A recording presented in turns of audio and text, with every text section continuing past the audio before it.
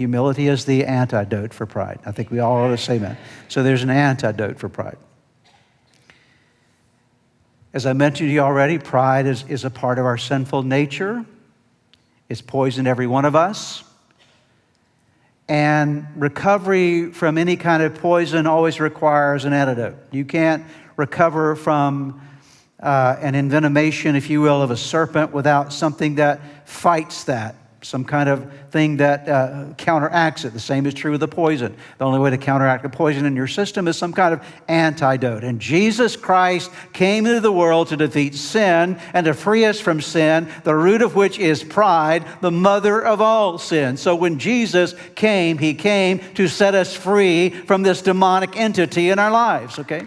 He didn't come to free us from any other and every other sin except pride. No, he came to free us from the mother of all sin, that is pride.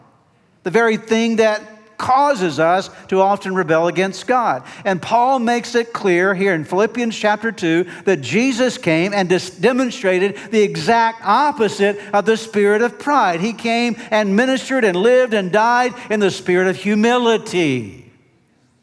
I'll read for you again in just a moment, but it's very clear that Paul brings us to this pinnacle moment in the book of Philippians. He says, I want you to know about Jesus. I want you to have the same attitude that was in Christ. You remember us reading that a moment ago? Same attitude that Jesus had.